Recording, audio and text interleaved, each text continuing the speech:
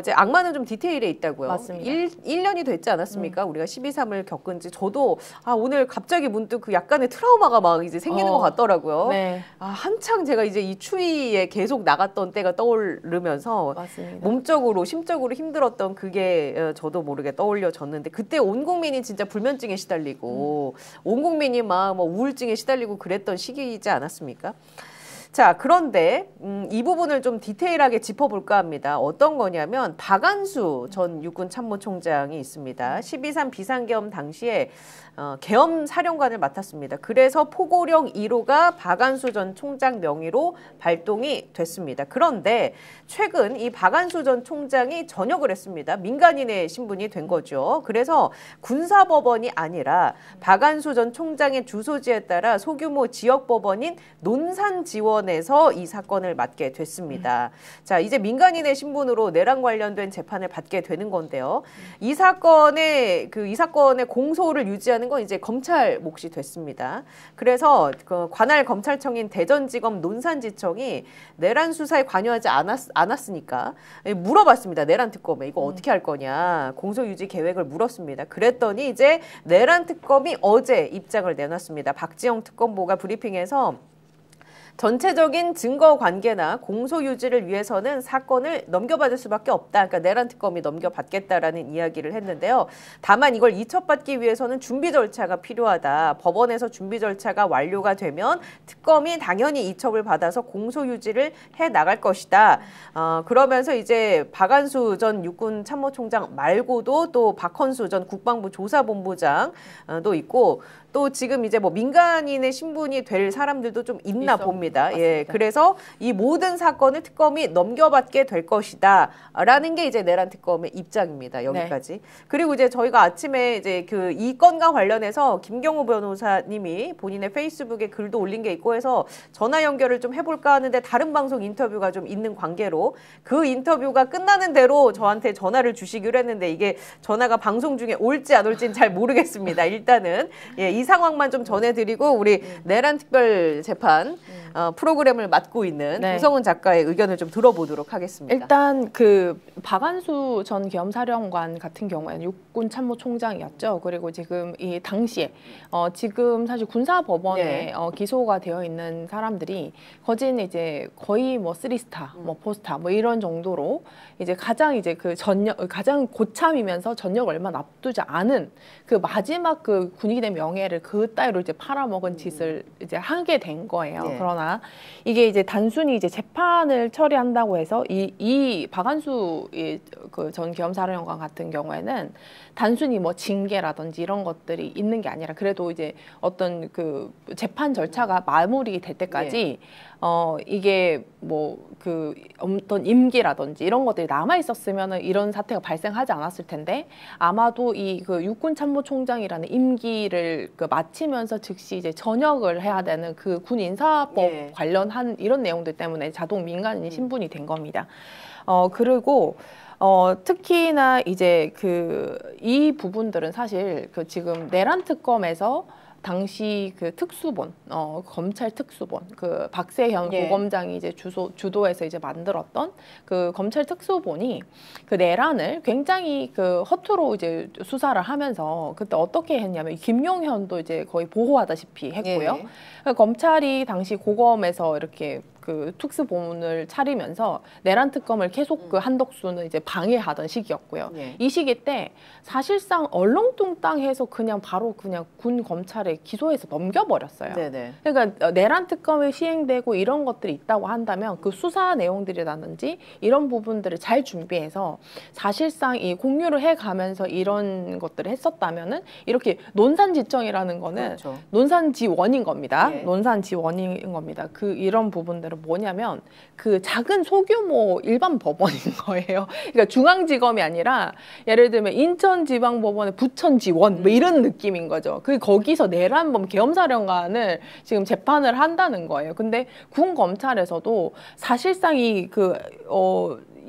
군 검찰에서 계엄사령관 공소 유지를 지금까지 공소를 해왔었는데 이게 왜 내란 특검에서 그 이거를 사실 그 지원에 가기 전에 민간인 신분이 도달했을 때 그 임기 직전에 사실은 소통을 했어야지 정상이거든요. 정상인데 이것을 갖다가 이미 법원이 그 민간인 신분이 됐다고 법원이 이첩까지 했는 일반 민간인 신분 군사법원에서 민간인 법원 그 특히나 이제 논산 지원까지 이렇게 이첩이 되면서까지 사실상 그 사이에 군사법원과 군검찰과 내란 특검이 소통이 없었다는 것은 사실상 이건 좀 문제가 있을 것 같아요. 왜냐하면 지금 군사 재판을 받고 있는 여러 사령관들이 있죠. 뭐 예를 들면 뭐 여인영 사령관도 사실상 지금 군사법원에서 재판을 받고 있고 여러 가지 그런 사람들이 있는데 전혀 소통이 되지 못하고 있다. 그래서 내란 특검 같은 경우에는 사실상 그 지금 앞으로 뭐 내란 특검의 수사 부분도 있지만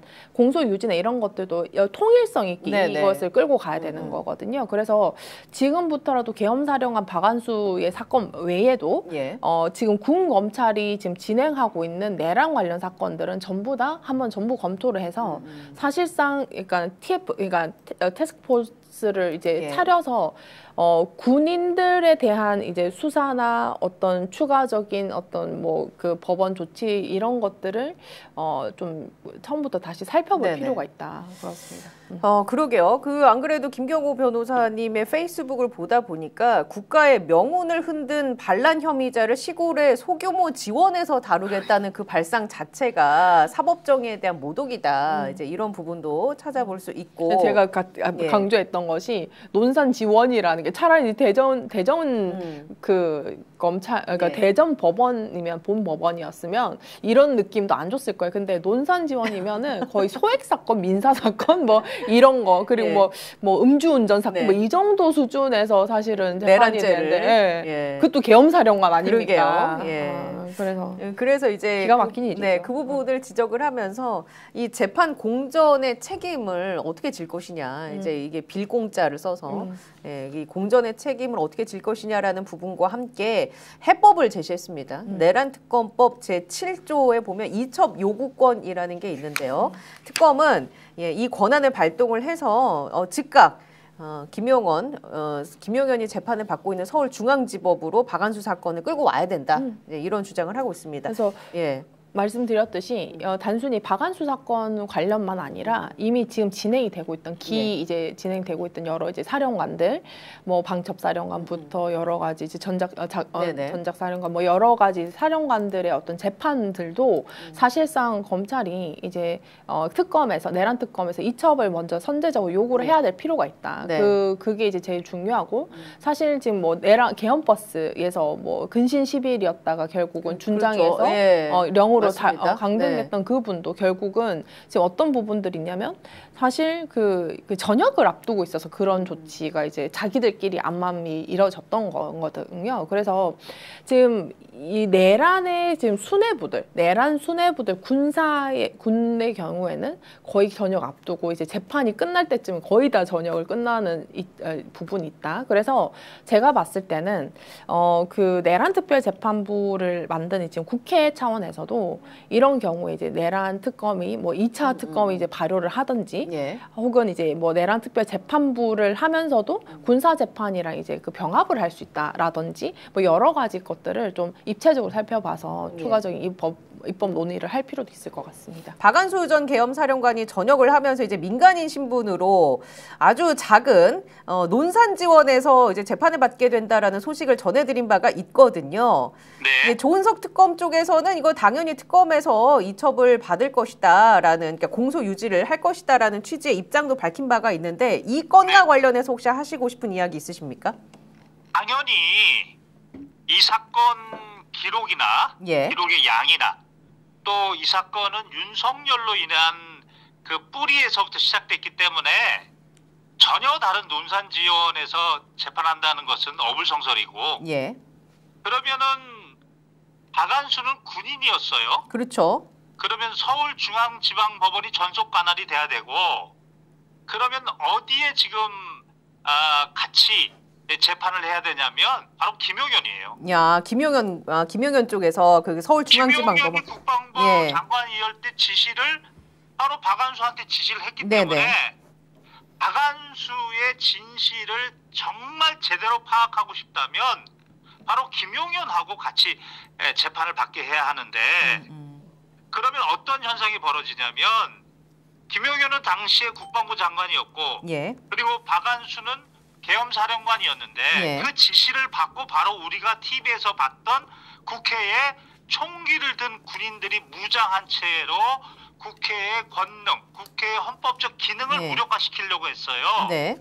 그러면 군인이 작당했죠. 모의했죠. 예.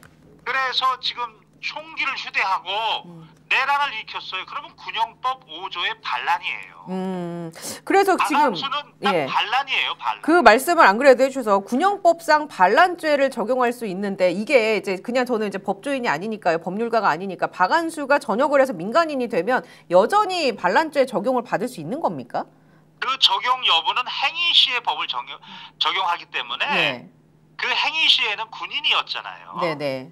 따라서 군형법이 적용되는 거고 더 중요한 거는 이런 아이디어를 가지게 된 계기는 바로 윤석열이 파면을 당할 때 네. 헌법재판소 결정에 헌정사상 유례 없이 최초로 대통령한테 너는 대통령으로서 두 가지 임무가 있다. 행정부 수반과 국군 통수권자 의무, 국군 네. 통수권자가 있는데 국군 통수권자로서의 의무를 위반했다. 국민에게 총을 겨눴다.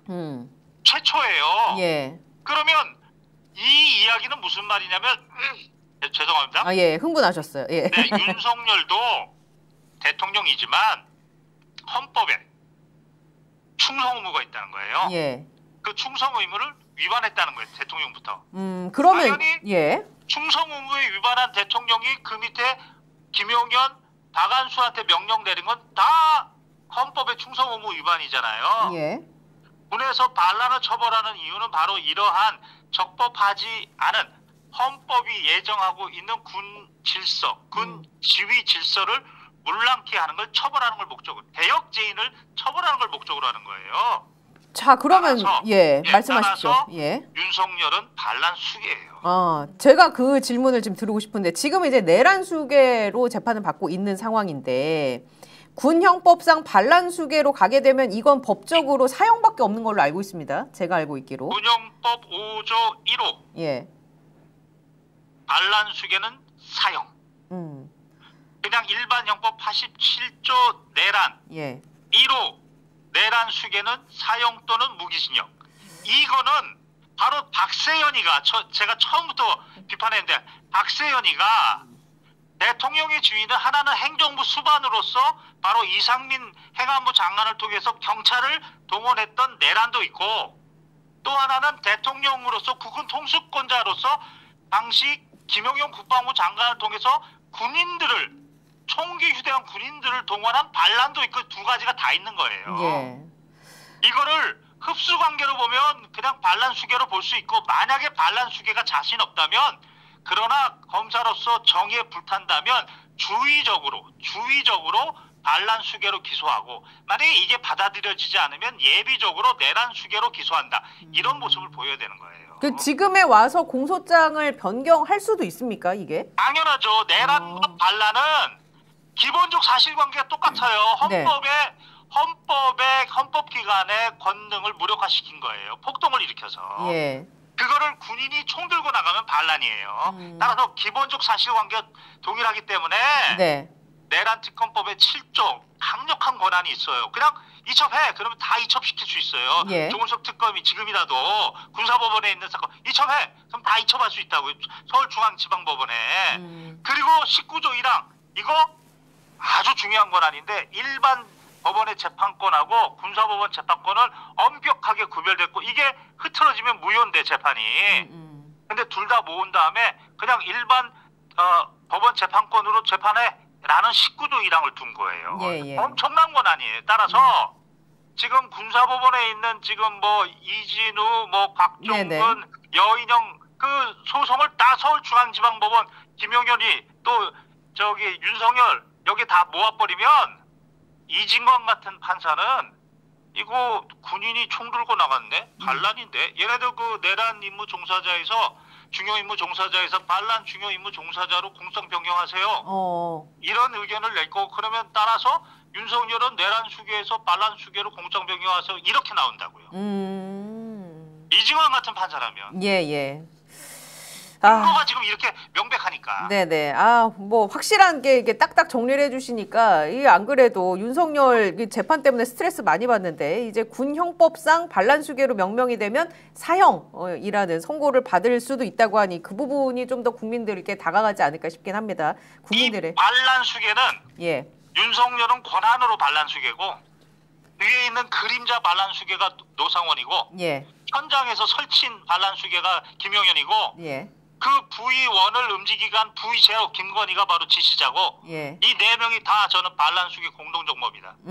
그렇게 이 사람들을 강하게 처벌하고 그 밑에 뭐 그냥 어쩔 수 없이 하여튼 따라했던 사람들은 그 사람들의 책임은 그 책임에 맡겨주면 되는 거고 이 네 명을 반드시 사형시켜야 된다. 예. 그게 역사가 대한민국 역사를 바로 세우는 길이다. 네네. 뭐 이런 개인적 생각을 갖습니다. 예, 그런 이제 주장을 이제 저희가 이제 하고 있는 걸 이제 했는데 지금 옆에 조성원 작가가 있거든요. 네. 근데 한번 뭐 질문사항 있나 봐요? 예. 제가 이제 오늘 김경호 변호사님 늘 잘 보고 있습니다. 그 다른 게 아니라 저도 사실 군 통수권자는 사실상 군 형법을 적용을 시켜야지 특히 맞지 않는가라는 이제 군사 행위를 직접 이제 가담을 하고 발생을 시켰을 때 하지 않았을까라는 얘기를 사실 저희 12월 3일부터 했었거든요, 작년. 그래가지고 이제 이 주장을 우리 그 김경호 변호사께서 이제 전면적으로 세워주셔서 너무 감사하다. 말씀을 좀 드리고 싶습니다. 그 부분은 네.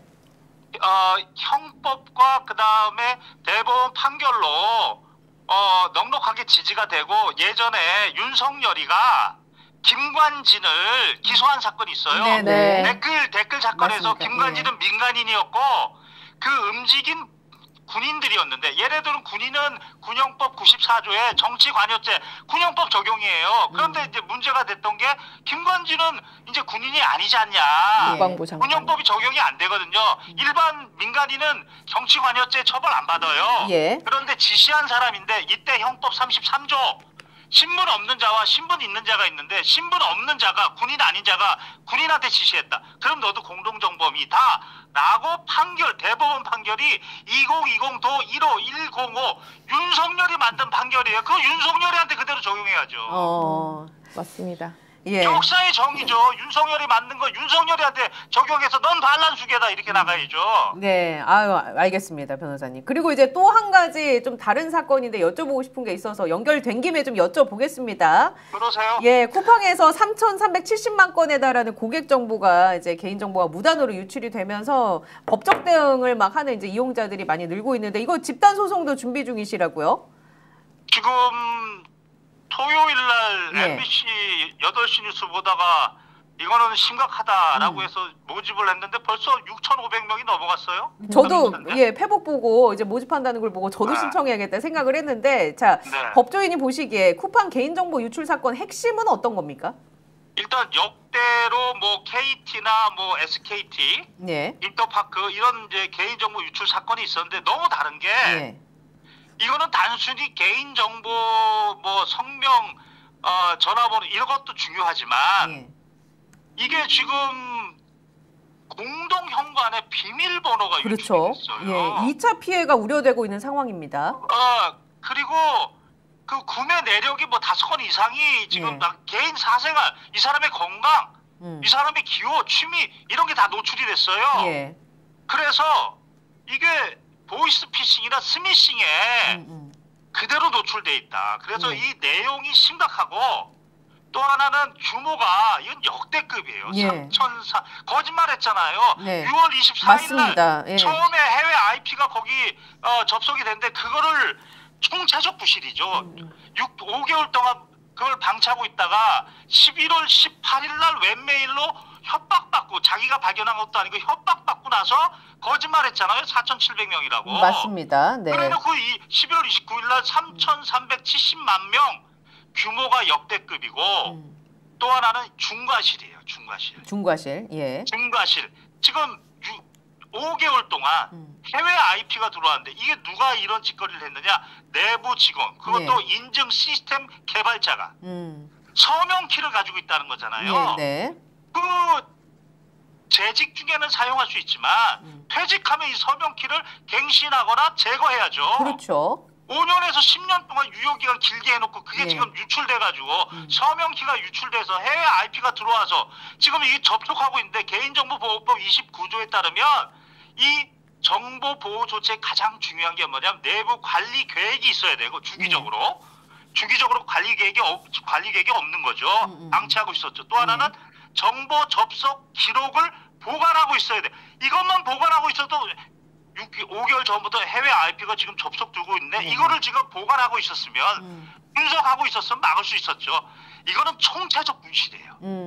아니 이제 쿠팡과 관련해서는요, 이 검찰의 한 문검사가 나와서 그 퇴직금 지급 의혹과 관련해서도 쿠팡이 이걸 좀 무마하려고 한 거 아니겠느냐라는 이런 의혹도 지금 받고 있는 상황이고, 또 김범석 회장 같은 경우는 이제 신분이 본인이 국적이 미국이다 보니까 뭔가 한국에서 뭐 출석하기도 어렵다 이런 상황이고, 그 와중에 이게 터졌고 쿠팡에서는 그냥 뭔가 단순히 사과하고 끝내려는 거 아니냐라는 그런 지금 시각이 있습니다. 어떻게 보십니까? 쿠팡이 이런 대처? 예. 이건 단순 실수가 아니고요. 네. 지금 말씀하신 것처럼 미국에다가 근거지를 두고 한국에서 꿀빵 거죠. 네. 그러니까 그 배송 근로자들이 7명이나 이렇게 죽었어도 뭐 실제적 조치도 하지 않은 이런 기업이 하물며 개인 그 사람의 생명도 이렇게 방치하는데 그 개인 정보라고 뭐 더 방치했겠죠. 그거를 뭐 판사 출신을 갖다 끌어들이고 무슨 고위직 공무원을 끌어들여가지고 그딴 식으로 도덕성이 없는 이거 퇴출시켜야 돼요. 자본주의에서. 아 시원시원합니다 변호사님. 예, 또 하실 말씀 혹시 있으십니까? 아, 네, 여기까지 하겠습니다. 알겠습니다. 오늘도 바쁘신 와중에 연결해 주셔서 너무 감사합니다 변호사님. 한 말씀만 드리면 네네.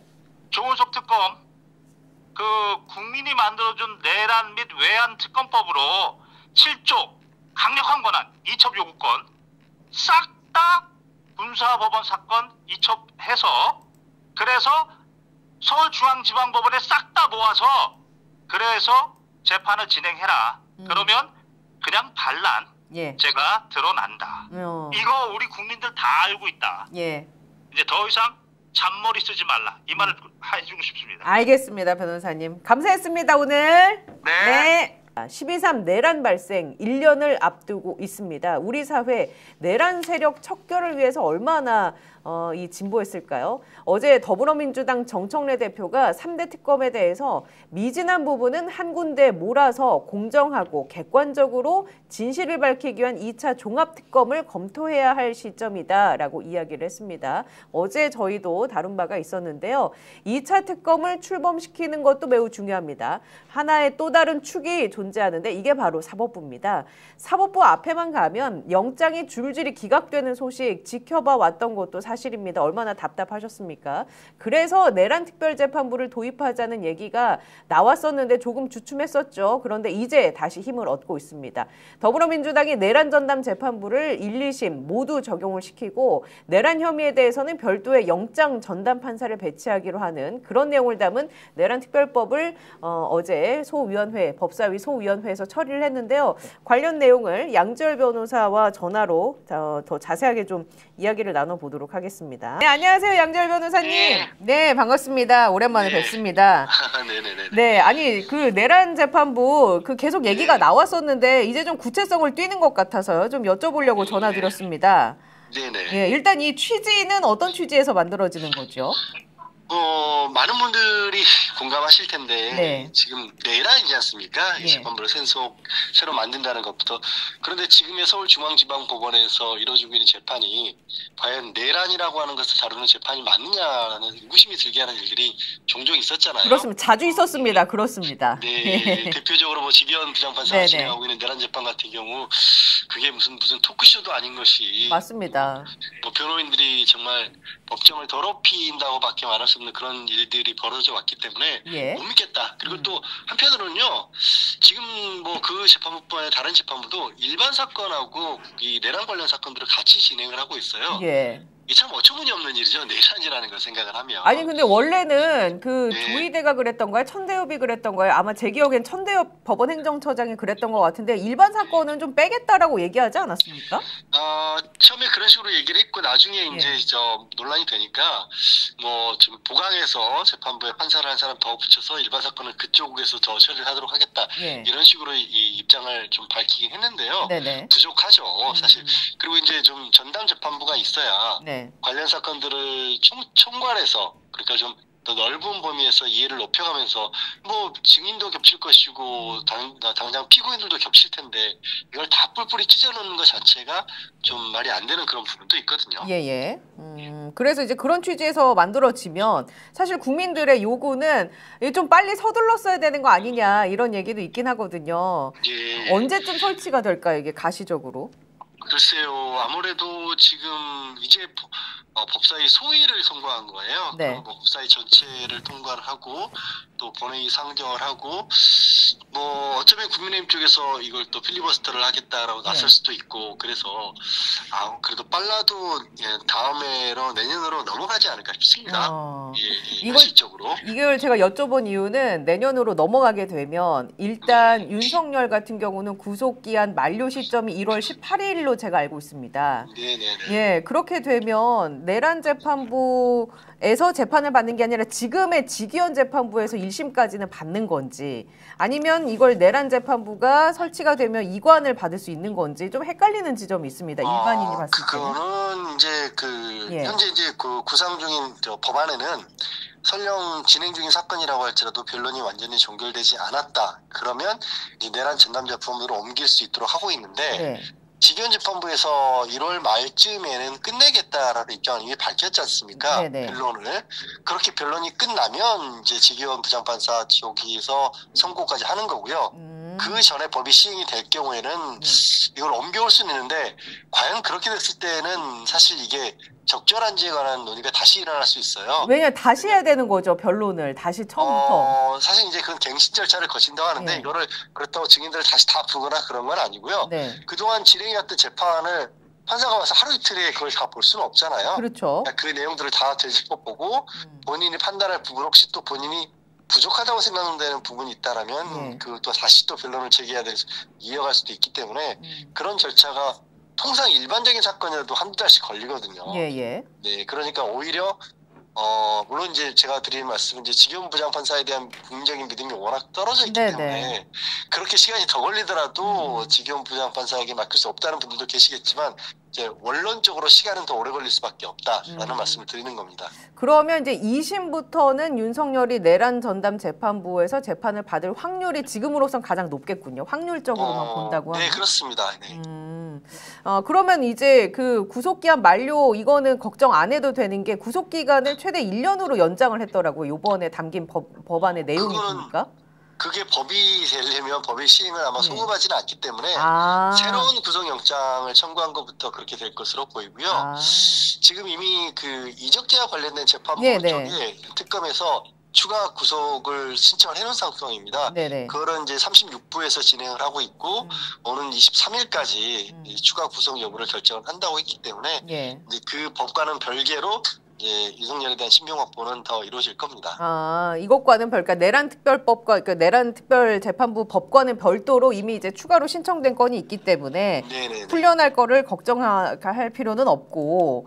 그러면 이제 이 부분 어떻습니까? 이 내란 전담 재판을 맡는 판사들을 대법원장 임명하긴 하는데 후보자 추천위원회를 꾸린다고 하더라고요. 법무부, 헌법재판소, 판사회의에서 3명씩 추천하는 이 구조에 대해서는 어떤 말씀 해주실 수 있겠어요? 이게 이제 위헌 논란을 좀 피해하기 위한 겁니다. 그러니까 지금 이제 내란전담 재판부라고 하지만 현행헌법상 판사가 아닌 사람이 법원의 판사를 맡을 수는 없지 않습니까?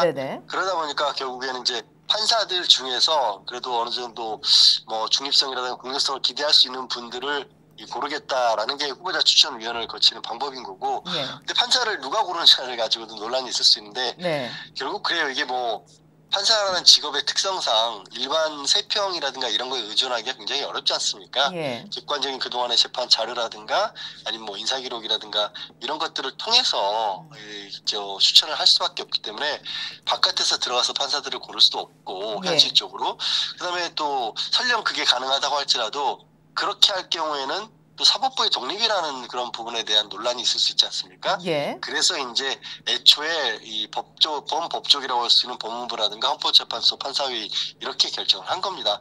뭐 이제 워낙 법원에 대한 신뢰도가 높다 보니까 예. 아니 그러면 또 법원에서 또 고르는 거 아니냐라고 하실 수도 있는데 네.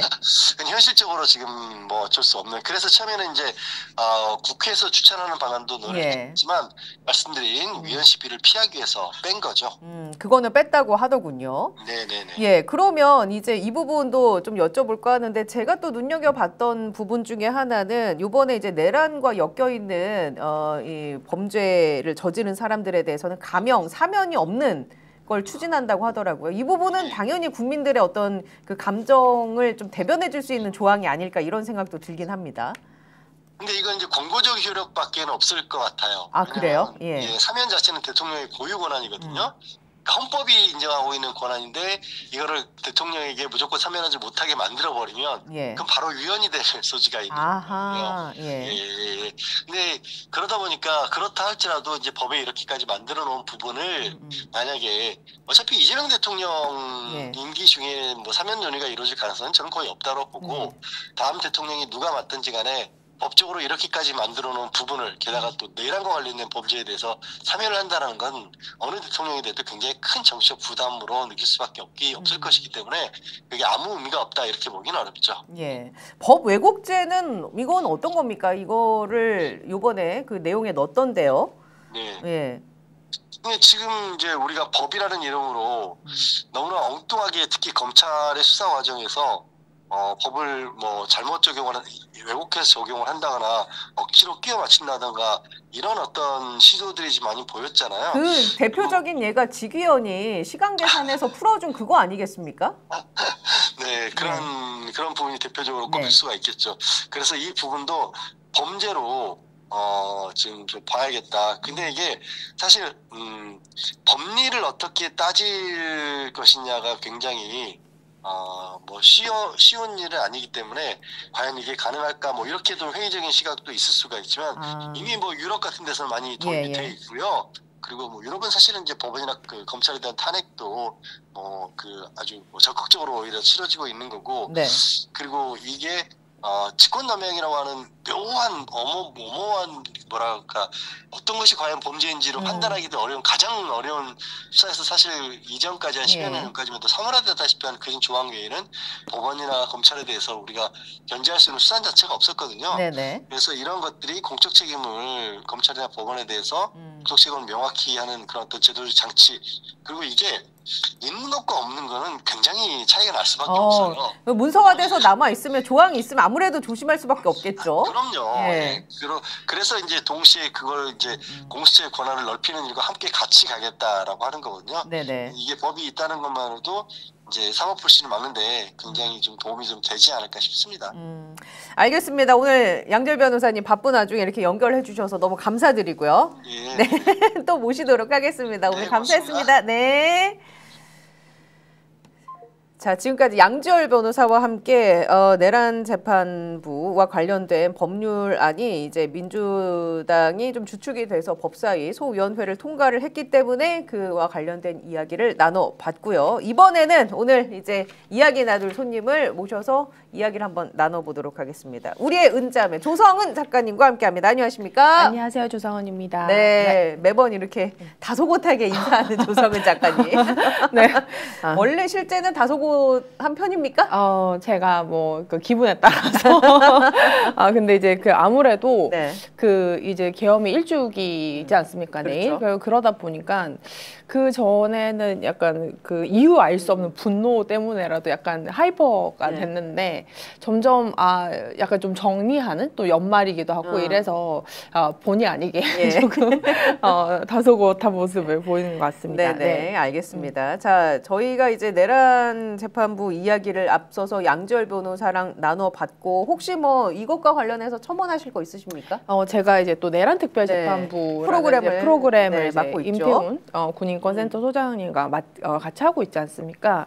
그래서 사실 이게 드디어 우리 시기였구나 이런 생각을 해요. 근데 지금 그 내란 특별 재판부에 대해서 인적 구성에 관한 부분들 이런 부분들이 사실 그 어떤 것이 지연을 될지언정 이 국민들의 원하는 법감정과 그다음에 역사적인 책임과 이런 것을 법정 안에 구체적으로 실현하겠다라는 그런 의지가 더 중요한 건지 아니면 한 달이라도 빨리 이제 형을 해서 빨리 뭐 사형 선고든 뭐라도 하자라는 그런 것들이 더 우선될 건지는 사실 많은 이제 논란이 있을 것 같습니다. 앞으로도. 그리고 제가 판단할 때는 이 내란 특별 재판부가 어제 이제 법사 소위에서 이제 그 통과가 됐긴 하지만 반드시 이게 뭐 소급표 금지 원칙이라든지 왜냐하면 피고인들에게 이제 뭐 절차상해라고는 하지만 결국은 자신에게 불리한 조항이기 때문에 이제 그 내란 관련했던 사람들이 워낙 많지 않습니까? 워낙 이제 뭐 윤석열뿐만 아니라 뭐 김용현, 이상민부터 내각 관련, 그다음 군 인사들 뭐 이런 식으로 이제 많은 사람들이 내란 관련 재판을 받고 있기 때문에 사실상 이것이 이제 법 통과가 되더라도 이게 이제 위헌 심판 제청을 그러니까 어느 법관 한쪽에서라도 그걸 받아주게 되면 이게 다 이제 관련 사람들이 다 이제 재판 정지가 되는 그런 효과가 있을 수 있다. 그런 부분들이 있어서 또 이제 이 법 통과가 되자마자 아마도 그 내란범들은 그 위헌 심판 제청을 하는 그것을 통해서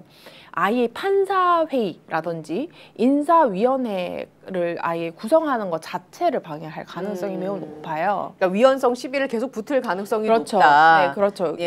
이것 같은 경우에는 사실상 지금까지 뭐 천대엽 그 행정처장뿐만 아니라 법원장들 저번에 이제 국감에서도 법원장들 등등이 일관되게 내란 전남 재판부는 위헌성이 시비가 있다라고 주장을 해왔기 때문에 제가 판단하는 것은 사실 이게 위헌이라서 위헌은 아니잖아요. 그러니까 그들이 불리하게 될까봐 이제 위헌이라는 주장을 하고 있기 때문에 정치적인 목적으로 위헌성을 갖고 오는 거죠. 맞습니다. 그 약간 도구화한 거죠. 그렇기 때문에 그럼에도 불구하고 자신들이 법원장들이 이제 최소 주장했던 바가 있기 때문에 국회에서 이게 법 통과가 되더라도 사실상 이제 곧장 착수가 돼서 이제 하기에는 좀 많은 어려움이 있을 수도 있을 것 같다. 그래서 그런 부분들을 이게 사법개혁의 한 일편으로서도 이제 그게 작용하게 된다면 국민들은 이것을 인내하고 기다리면서 바르게 이제 사법 정의를 실현하는 그 과정에서 내란 범들을 제대로 재판하는 이런 부분들이 설득될 수 있을 건지. 왜냐면 지금 여당에서는 사실 좀 더 일찍 왔었으면 이런 논란이 벌써 해소가 됐을 거예요. 그러나 이제 벌써 1심이 이제 거의 마무리가 결심 공판까지 이제 왔기 때문에 이런 부분이 다소 아쉽다. 그래서 이런 위헌 심판 제청이나 특히 이런 뭐 소급표 금지 여러 가지 이런 법안들이 어느 법원 하나라도 이제 받아들여졌을 때의 그 대비를 좀 국회에서도 했으면 좋겠다라는 말씀을 좀 강조하고 싶습니다. 그 말씀해주신 게 이제 바로 국민의힘이 아마 이런 프레임을 잡고 나올 가능성이 높죠. 위헌이다. 플러스 어제 안 그래도 국민의힘이 내놓은 이야기인데요. 나경원 의원이 내란 전담 재판부에 대해서 나치 특별 재판부가 생각난다. 내란 유죄를 위해 판사를 골라 쓰겠다는 것이다. 법 왜곡죄에 대해서는 판검사에게 정권말 잘 들으라고 명령하는 것이다. 이런 논평을 냈거든요. 그러니까 자기들이 낫지라는 건 인정을 하는 건가요? 그러니까, 본인들 이제 정치적인 목적에 의해서 전범급이라는 건 인정을 하는 건지 제가 정말 그 기사를 어제 보면서 이 사람들은 이제 고쳐 쓰지도 못하겠구나라는 생각은 했습니다. 알겠습니다. 유튜브로 보시는 분 중에 무궁화님께서 질문을 주셨어요. 조스트라다무스 조성은 작가님. 오늘 추경호 어떻게 될 걸로 예상하시나요? 라고 질문을 주셨습니다. 어떻게 전망하십니까? 제 판단은 구속 기로에 있습니다. 구속 기로에 있는데 제가 근데 기각이 될 것 같아요. 아, 기각이 될 것 같습니까? 네, 그 신뢰가 없습니다. 어제 그러니까 오늘 새벽에 그 내란 전담 재판, 내란 특별 재판부했던 그 임태훈 소장님이랑도 같이 이제 통화를 하면서 여러 일정들 이제 논의를 하다가 이 추경호 구속에 대해서 이 말씀이 나왔는데 사실상 이제 그 기대가 없다라는 부분은 좀 그 일관돼요. 그러나 이제 분명히 내란 특검에서 사법부에 대한 기대가 없다. 그러니까 재판, 사법부, 그러니까 영장 전담 판사에 대한 이제 기대가 없다라는 것이고. 예.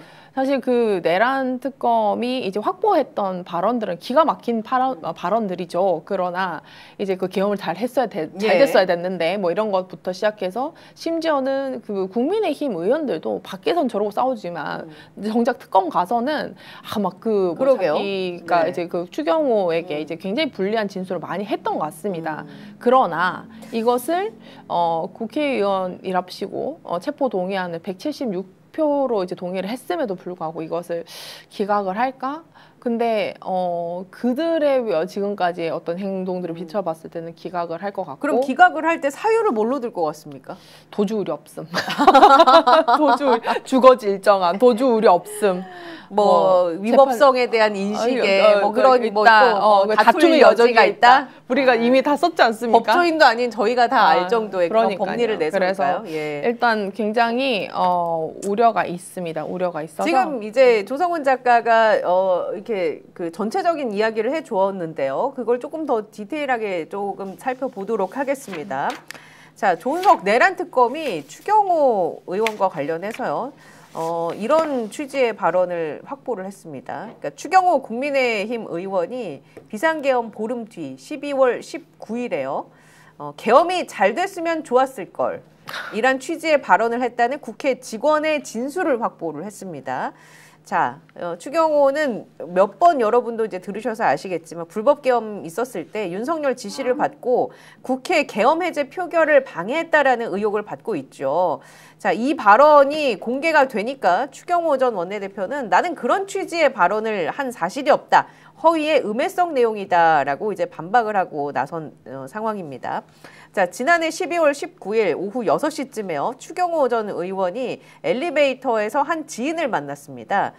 그 지인이 요새 고생이 많지 않느냐라는 안부 인사를 받은 뒤에 한 이야기가 계엄에서 잘 됐으면 이런 얘기도 안 나왔을 텐데 라는 말을 했다는 겁니다. 그래서 이 말을 들은 이 국회에 근무하는 정당 관계자가 바로 메모를 했고 그걸 지인들이 있는 단톡방에 그때 그 시점에 공유를 했다고 합니다.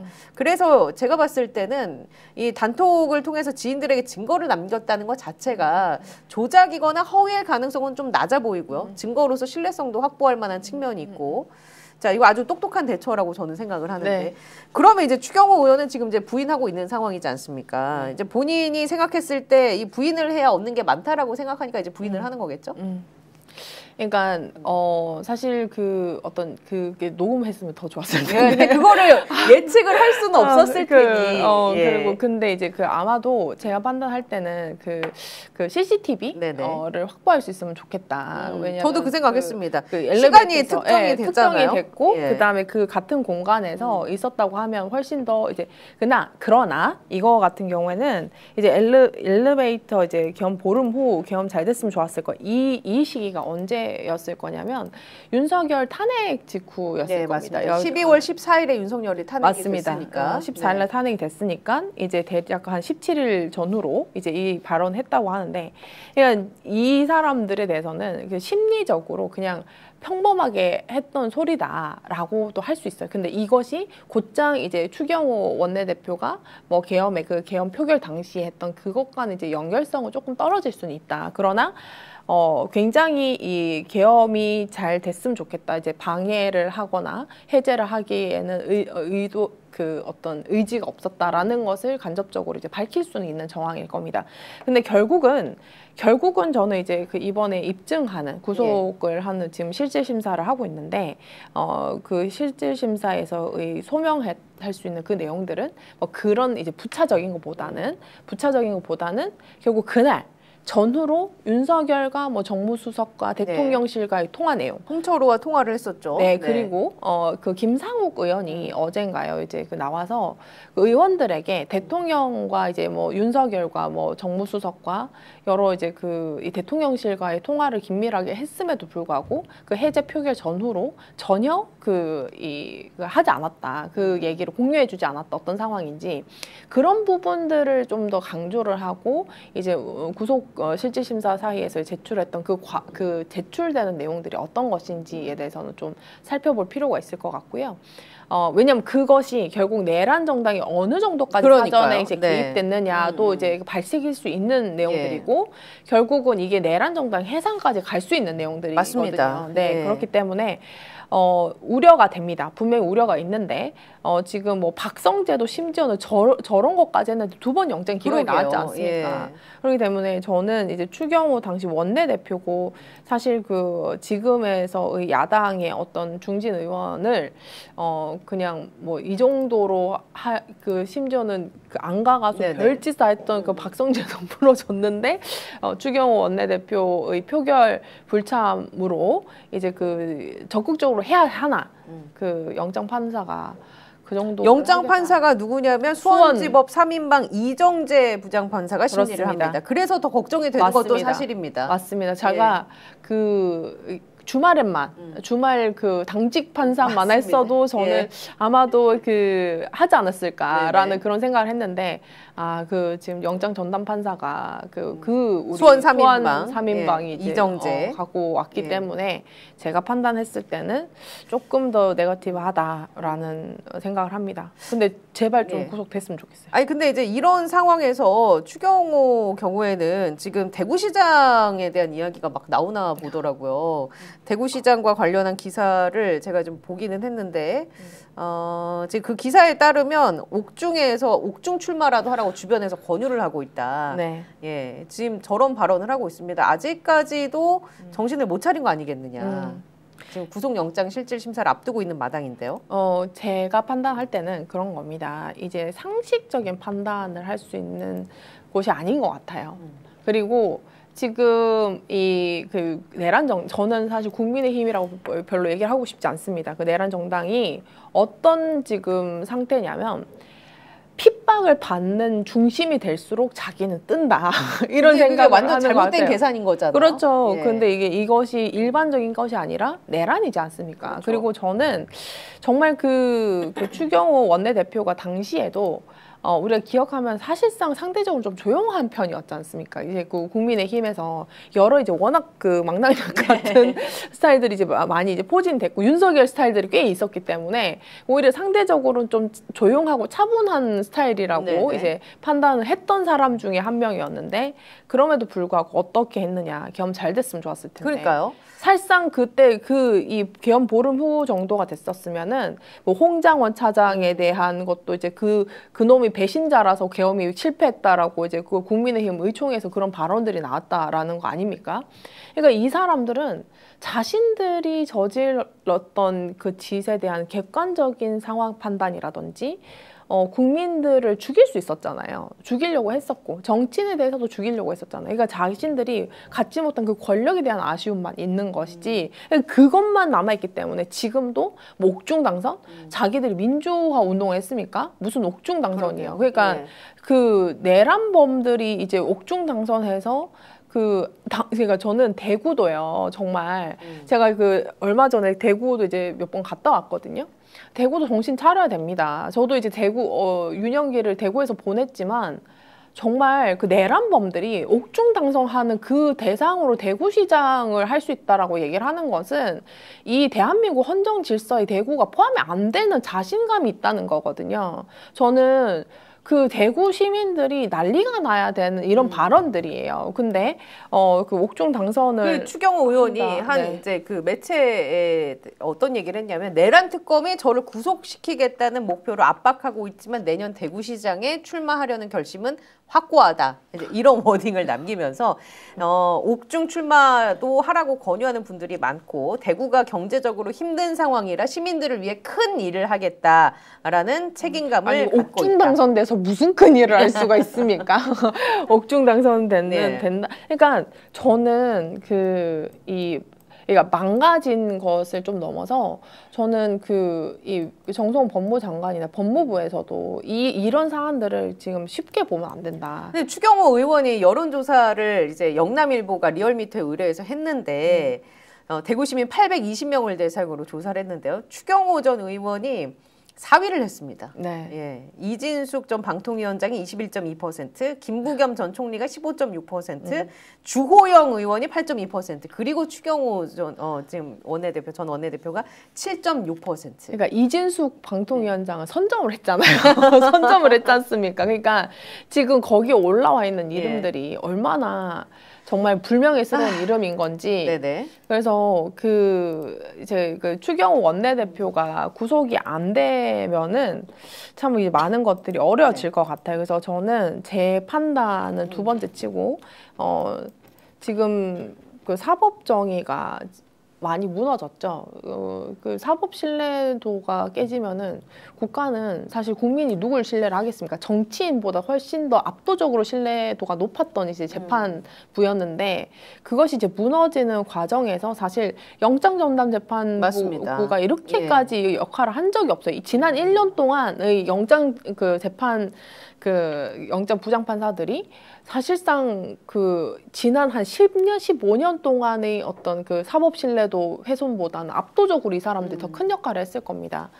이 사람들이 나중에 무엇을 바랄까라는 생각을 늘 하고 있습니다. 그래서 이제 국민의힘은 어쨌거나 본인들 편을 들어줄 것 같으니까 그러니까 사법부나 검찰도 마찬가지고요. 국민의힘은 그나마 우리를 도와줄 것 같으니 그쪽에 기대는 거 아니야라고 생각할 수도 있습니다. 그럴 여지가 충분히 있는 상황이에요. 이미 그랬죠. 지금 검찰도 나경원 등 국민의힘 패스트트랙 관련해서 폭행 사건들, 국회 선진화법 위반 사건들에 대해서 다 항소 포기했지 않습니까? 근데 그 이후로 들고 일어난 검사 한 명도 없어요. 저는 한 명도 없잖아요. 진짜 오늘 얘기 나오시면 얘기 한번 하고 싶었어요. 아니 그렇게 이재명 대통령 사건이라든지 뭐 이재명 사건과는 또 관련도 없는 대장동이라든지 이런 거에 대해서는 막 물고 뜨고 하는데 났죠. 지금 나경원 재판 1심 선고가 지난주에 있지 않았습니까? 국민의힘 의원들 아직까지도 아무런 이야기가 없어요. 한마디도 안 하고 있고요. 저는 또 하나 더는 그때 이제 안미영 검사죠. 안미영 검사가 검찰 개혁으로 다 망가지면은 입법자들 책임지라고 법사위에서 아득바득 소리 질렀던 그 여자 검사가 항소심 항소 포기를 하니까 그때 난리치고 막 글 올리고 어디죠? 보수지에 막 인터뷰하고 다니고 막 이랬어요. 막 무슨 토론회 가서 얘기하고 그 사람 지금 로스쿨 시험 유출시켜가지고 그 사람이 그 사람이에요. 네네네. 근데 그 사람이 패스트트랙 항소 포기 때 글 하나도 안 쓰고 페북 하나도 안 하고 그냥 저는 이 사람에 대해서 수사해야죠. 그렇죠. 아니 무슨 고등학교 이제 시험지만 유출되더라도 전부 다 이제 감옥 갔거든요. 이 사람에 대해서 법무부는 감찰을 검토를 해보겠다라고 해요. 강제 수사가 아니라. 이런 상황들에 대해서는 그러니까 검찰도 자기 편이고 그다음에 사법부도 자기 편인 것 같으니까 이런 식의 이제 내란범들, 내란 정당 이런 사람들이 이렇게 그냥 마음 편하게 있는 거 아닌가라는 생각을 합니다. 이 기득권을 이렇게 공고하고 여기에서 항상 이제 고생하는 건 우리 시민입니다. 추운 날씨에 응원봉을 들고 혁명을 이뤄냈던 시민들 이제 내일 일주기가 되면서 이제 국회 5당과 시민단체가 진행하는 행사가 있습니다. 비상겸 1년을 맞이해서. 자, 여기에 이재명 대통령이 등장을 한다고 합니다. 이재명 대통령 오늘 이제 대통령실에서 공지를 했는데요. 내일 저녁 7시에 개최되는 12.3 내란 외환 청산과 종식 사회 대개혁 시민 대행진에 이재명 대통령이 참여할 예정이다. 자, 이재명 대통령은 내일 오전 9시에 특별 성명을 발표를 하고요. 외신 기자회견을 갖고요. 오부 요인과 오찬 있습니다. 여기에 이제 조희대 대법원장도 들어가고 자 그리고 이제 저녁에는 지금 말씀드린 집회까지 참석을 할 예정입니다. 빛의 혁명 국민주권과 통합의 주간으로 설정해서 이제 이번 한 주 동안 이런저런 행사가 진행될 예정이라고 하는데요. 생각해 보면 이런 기득권들 뭐 지금 저희가 다루는 어떤 검찰의 커다란 세력들, 사법부의 커다란 세력들, 거기에 이제 기생하는 국민의힘 의원들 비롯한 여러 세력들과 이제 곳곳에 알박기 인사들 포함해서 이 거대한 악과 싸우는데 우리 국민분들이 지치지 않고 지금까지 잘 해오셨고, 근데 앞으로도 꽤나 힘든 싸움이 또 남아있을 수 있다. 엄청 많이 남아있을 것 같습니다. 그래서 스펙스 정치본색은 이제 그 날이 올 때까지 또 열심히 가열차게 해볼 텐데요. 많이들 뭐 참여해 주셨으면 좋겠습니다. 네. 그리고 이제 그 이재명 대통령이 이제 어제 오늘 여러 가지 이제 강경한 이제 단호한 발언들을 하셨죠. 이제 내란을 끝까지 강력하게 처벌을 해야 된다라는 취지로 이제 말씀을 하셨습니다만 이것이 지금 현장에서 그 얘기를 하고 있는가. 근데 지금 저는 그 이재명 대통령의 그 내란 천사한 의지는 사실상 그 의심하지 않죠. 의지하지 않죠. 그러나 당장 그 정성원 법무장관부터 시작해서 그 일선에 있는 경찰들 이제 간부들이라든지 그리고 뭐 사법부라든지 그리고 그 어떤 지금 내란 TF라고 이제 지칭되고 있는 헌법 존중 TF 이제 행정부 안에서의 어떤 그런 그 어떤 절차라든지 이런 부분에서 그 지지자들은 그러니까 이재명 대통령을 더 지지하는 그러니까 일반 시민들보다 훨씬 더 그 강력하게 지지하는 분들은 이재명 대통령이 저런 메시지로 그냥 안심을 하고 지나가겠지만 사실상 이런 것들은 결국 결과거든요. 결과거든요. 이거 결과인데 사실 그 적폐청산이라고 했던 그 문재인 정부에서 그것이 이제 결과적으로는 실패를 했다라고 이제 평가를 받지 않습니까? 그리고 결과적으로는 윤석열 그 당시 이제 고발사주 사건이나 이런 것들에서 이 문재인 대통령이 그 어떤 유감 표시도 하지 않음으로써 이제 윤석열 정권이 이제 탄생되는데 방조했다라는 취지로 해서 사실 검경수사권이나 그 초기에 어떤 검찰 개혁에 굉장히 많은 일을 분명히 그 문재인 정부가 했어요. 적폐청산을 타이틀로 내세워서 그렇습니다. 그리고 검경 수사권 조정도 80% 이상을 하고 검찰에 대한 어떤 뭐 많은 부분들을 제도적으로 개선하려고 했지만 결과적으로는 지금 이제 정권 뺏기고 이런 지경까지 오다 보니까 사실상 이 모든 정치적 책임이나 그 어떤 비난이나 원망은 지금 문재인 대통령이 다 듣고 있지 않습니까? 지금도 그러니까 문재인 대통령을 타산지석으로 삼아야 되는 거예요. 가끔 이재명 대통령의 지지자분들이 그냥 그 문재인 대통령을 비난을 하는 것이 이재명 대통령이 올라간다고 잘못 생각하시는 걸 수 있는데 대통령이라는 자리는 굉장히 역사적으로 혹독하게 평가를 받을 수밖에 없는 자리입니다. 가장 강력한 힘을 가지고 있고 가장 정점의 어떤 권력을 가지고 있지만 가장 허약하다. 가장 허약해서 지금 할 수 있는 것들을 최선을 다해서 그 뿌리 뽑지 않으면 제가 판단했을 때는 이것이 결국은 그 많은 관성들, 악의 많은 관성들 때문에 결국 다시 되돌아가는 힘, 그리고 그것을 처벌하지 못한 것. 결국 김대중 대통령도 정말 많은 것들을 했지만 전두환 용서한 것, 뭐 여러 가지들 때문에 결국은 뭐 이런 지경까지 왔다. 이런 원초적인 책임에서 이제 회피할 수 없는 지경이 왔지 않습니까? 그렇기 때문에 이재명 대통령께서도 지금 메시지를 내는 것 이상이 무엇을 하셔야 된다. 더 강력하게 하셔야 되고 지금 법무부는 심각하다. 지금 검찰 더 심각하다. 그렇기 때문에 거기에 대한 분노라든지 이런 부분들은 대통령실과 민주당이 어떤 뭐 기싸움하는 것처럼 하지 않고 정말 뭐 내란 특별재판부부터 시작해서 검찰개혁 끝까지 그리고 그 구성원들 전부 다 끝까지 바로 잡는 것들에 대한 최선을 해주셨으면 좋겠고. 일단 추가적으로 제가 좀 관련된 조사가 안 그래도 좀 있어가지고 말씀을 드리면 한국갤럽이요 11월 25일부터 27일까지 만 18세 이상 1000명을 대상으로 역대 대통령 공과 과에 대한 평가 조사 결과를 실시했는데요. 여기에서 노무현 전 대통령이 대통령으로서 가장 잘한 일이 많다라고 이제 노무현 대통령을 꼽는 시민분들이 가장 많았고요. 그 다음이 박정희, 그 다음에 김대중, 그 다음에 김영삼 이렇게 나타났고요.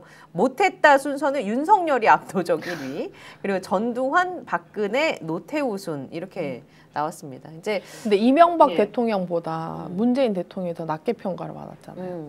저는 그 부분에 대해서도 이제 참 할 말이 많지만, 이명박 대통령이 46% 그리고 문재인 대통령이 44%. 네, 그런 부분들도 지금 이제 가끔 민주당의 연속성에 대해서 이재명 대통령 지지자분들도 생각하실 필요가 있다라는 부분들 하나와, 저는 근데 이게 그 수치를 지금 제가 보고 있는데 잘못한 일이 많다의 평가의 순위는 윤석열이 이제 77%로 압도적 1위거든요. 그 다음이 이제 전두환, 박근혜, 노태우, 이명박, 문재인. 그러니까 이명박과 2% 포인트 차이가 나는 상황입니다. 네, 그게 이제 저는 뭐 일베들의 활약이라든지 왜냐면 저도 이제 가끔 뭐 펜코라고 하나요? 그런 곳을 가면은 이명박 창량글이 엄청 많아요.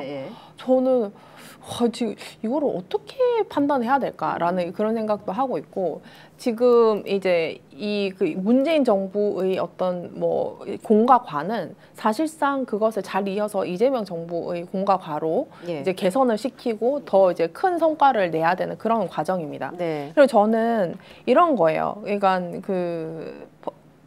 제가 강조를 하고 싶은 거는 그러니까 여러 과제들이 있을 겁니다. 여러 과제들이 있을 건데, 권력 개혁에 관한 부분들에 관해서는 지금 미진하다라는 것이 이제 일반적인 평가 아닙니까?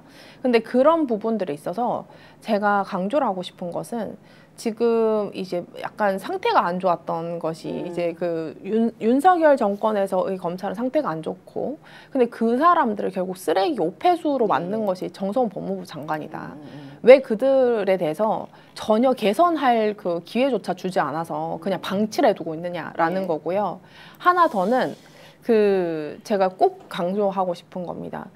이 사람들이 구성원들에 대한 그 절망을 했어요, 국민들이. 그러면 이 사람들이 공소청 가면은 검찰 개혁이 된 겁니까? 아니잖아요. 그러니까 그 이재명 정부의 검찰 개혁은 공소청 만드는 것으로 끝나는 게 아니란 말이죠. 이게 형식만 바꿔서는 될 것이 더 이상 아니다. 그래서 저는 이 사람들이 개선을 시켜서 공소청을 만듦으로써 드디어 검찰 개혁을 해냈다, 이재명 정부가 성공해냈다라고 하기에는 그 과정에서 많은 감찰, 많은 수사, 많은 반성, 그리고 많은 징계 이런 것들 통해서 저 사람들이 잘못하면 바로 잡아가는구나를 보여주는 과정에서 이 기관도 신뢰를 회복하고, 공소청도 결국 국가가 필요한 기관 아닙니까? 없어져야 되는 기관이 아니잖아요. 검사라는 직업도 결국은 닦아서 써야 되는 써야 되는 국가적 직업 아닙니까? 그렇기 때문에 저는 이렇게 방치를 하는 것이 검찰을 살린다고 생각하지 않으셨으면 좋겠어요. 가장 지금 검찰을 망치고 있는 것은 결국 방치하고 있는 그 어떤 권력이다라는 부분들을 하고 그 생각은 정말. 자, 그러면 이제 이 부분 한번 여쭤보겠습니다. 안 그래도 우리 시청자분께서 질문을 주셨어요. 그 백혜룡 경정의 마약 수사는 어떻게 되고 있는 건가요? 라는 질문을 주셔서 제가 좀 말씀을 드려보겠습니다. 일단 백혜룡 경정이 제기한 세관 마약 수사 외압 의혹, 그러니까 외압과 관련된 의혹 수사를 지금 동부지검 검경 합동 수사단이 하고 있는데요. 자, 이번 주에 이르면 이 백혜룡 경정이 제기한 마약 수사 외압 의혹과 관련된 그 뒷받침을 할 만한 증거를 찾지 못했다라는 내용을 발표를 할 것으로 알려졌습니다. 이제 중간 수사 결과이긴 합니다. 조선일보 기사죠? 예, 맞습니다. 조선일보가 냈고요. 자, 이런 가운데 백혜룡 경정은 검찰 수사 기록을 확보하기 위해서 검찰 압수수색 영장 신청을 검토 중인 것이다 라는 보도가 또 나왔습니다. 자, 백혜룡 경정이 어떤 이야기를 남겼냐면요. 세관 마약 수사를 검찰이 이어받으면서 이 사건을 은폐, 축소했을 가능성이 있다. 수사 기록을 확보하기 위해서 압수수색 영장을 신청하는 방안을 검토하고 있다.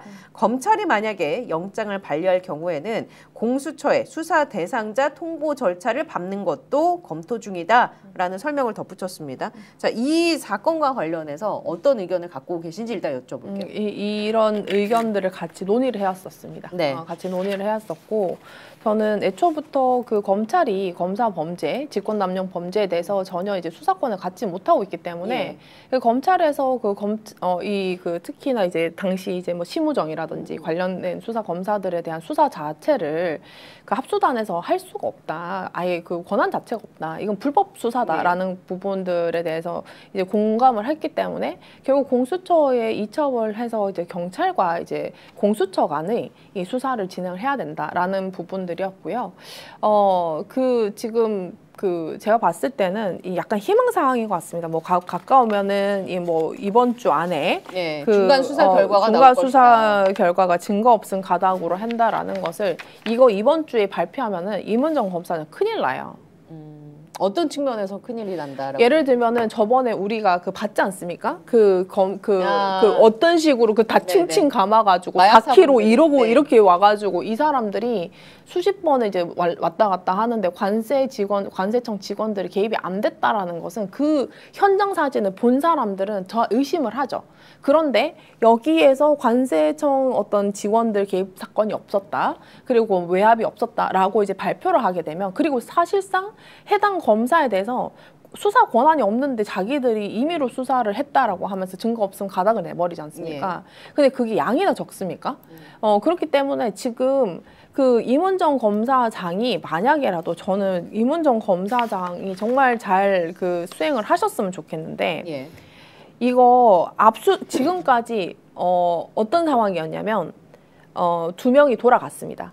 지난 12월 14일 날 그건 왜 돌아간 겁니까? 그냥 복귀하겠다고 해서 본인들이 원해서 그러니까 4명을 파견받았는데 그 수사를 몇백 킬로 그 수사를 하라고 4명을 파견받았는데 4명 중에 2명이 원천 복귀를 하겠다라고 해서 2명 돌아갔어요. 그 안에 어떤 사연은 없는 거고요?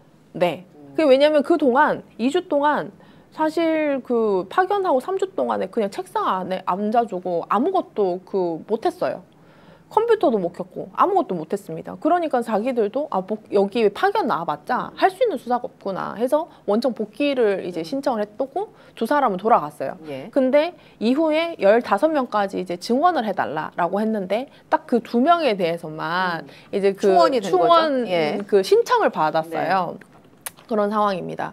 그래서 여전히 이제 4명에서 어쨌든 그 킥스가 이제 열렸기 때문에 이제 시작을 했는데 그런 수사에 대해서는 전혀 이제 공유라든지 기초 자료라든지 이런 것들은 전혀 하지 않고 이제 일방적으로 이제 수사 자체를 할 수 없는 그런 상황이 있었다라는 부분들이었고요. 두 번째는 이제 해당 그 관세 직원들에 대한 수사들이 단순히 분리되는 것이 아니라 지금도 들어올 수 있는 그 많은 마약 사건들이 그 관세 직원이랑 같이 연계해서 종합적인 수사를 해야지 이 마약 사건 본류를 수사를 할 수 있었는데 이런 부분들을 전혀 이제 할 수 없는 상태로 이제 만들어 놨다. 그러니까 이 시각도 있습니다. 뭐냐면 사실 최초에 백혜룡 경정을 수사에 참여시킨 게 이제 이재명 대통령이 국무회의에서 발언을 하지 않았습니까? 그 취지는 이제 각자 수사로 좀 보였으면 좋겠다라는 건데 둘이 어쨌든 지금 삐걱거림이 있단 말이에요. 표면적으로 봤을 때. 그러면 이걸 이제 보수 언론에서는 극대화를 시키죠. 맞습니다. 아까 얘기 드린 것처럼 조선일보 같은 케이스가 이제 이런 걸 이제 극대화시킵니다. 그러면 이제 검경의 갈등, 개인 대 개인의 갈등 이런 것들이 누적이 되면서 이게 다시 이재명 대통령의 어떤 그 부담으로 가고 있는 이런 상황을 우리가 어떻게 바라봐야 하는가. 저는 이재명 대통령께서 이제 그 어떤 지시를 했던 부분들은 사실상 많은 국민들이 바래왔던 거기 때문에 했다고 봐요. 그리고 또 하나 더는 이제 결과적으로는 그 사건이 외압뿐만 아니라 마약을 누가 그런 식으로 이제 그 공항까지 뚫고 들어오게 했는가라는 이 본질적인 문제에서 해소가 하나도 안 됐지 않습니까? 지금 이런 부분에서 제가 이제 봤을 때는 제가 지금 한 거의 그 9월 달이죠. 9월 달에 이제 그 환호를 했던 그 시기부터 10월 달이었나요? 그 시기부터 지금까지 이제 그 옆에서 지켜봤는 결과 정말 수사를 하고 싶어 하셨어요. 정말 수사를 하고 싶어 하셨고 정말 저 사람들에 대해서는 다시는 우리나라에서 공항에 감히 이제 마약 몇백 킬로 들고 들어올 이런 생각을 못하는 나라를 만들어야 된다라는 그 목적이 잘못됐습니까? 그런데 왜 그 노만석 사장 지금은 이제 항소 포기 사태로 이제 사퇴를 했지만은 끝까지 이제 그 있을 때까지 방해를 하다가 했었고 사실 그렇게 이제 나가고 나면 저는 이 동부지검장이었던 그 임은정 검사장이 그러니까 태도를 확 그냥 개선을 시켜서 오히려 적극적으로 이제 협력을 했었으면 좋지 않았을까, 그런 기회가 분명히 있지 않았을까라는 그런 그 좀 안타까움이 있습니다. 그리고 지금 또 이제 뭐 정부 사이드에서는 또 이제 마약 합수단 비슷한 또 다른 또 협의 수사체를 또 만든다고 해요. 근데 이거에 대해서는 사실 동부지검에서 저렇게 삐걱거리고 제대로 수사를 안 하고 있다라는 그런 취지로 갔는데, 또 이제 뭐 법무부가 주도해서 또 이제 만든다고 하면 이게 누가 이제 더 이상 신뢰를 할 수 있을 것인가라는 것이거든요. 그래서 저는 이제 뭐 이게 막 자꾸 규모만 키워서 뭐 어떻게 하자 말자가 아니라 가장 그 범죄, 그러니까 마약 범죄와 마약을 마약 수사를 못하게 했던 그 사람들에 대해서 굉장히 단호하게 수사를 하고 싶은 사람에게 권한을 줄 필요가 있다. 그거 빼고 다예요, 지금. 그러니까 저는 그런 부분들에 대해서는, 그러니까 이재명 대통령께서 이제 어떤 정치적 부담이 있다? 이거는 이재명 대통령 옳은 선택을 하셨고, 근데 그 밑에서 검찰 대검 차장부터 시작해서 검찰에서 뭐 킥스도 안 열어주고 뭐 2명 이런 식으로 하면 결국은 이재명 대통령의 결단을 굉장히 무력화시키는 것을 했던 것에 대해서는 사실 좀 시정할 필요가 있다. 그래서 저는 조금만 더 이제 백혜련 경정이 정말 신나게 수사할 수 있는 그런 환경을 만들어 주셨으면 좋겠다라는 생각을 합니다.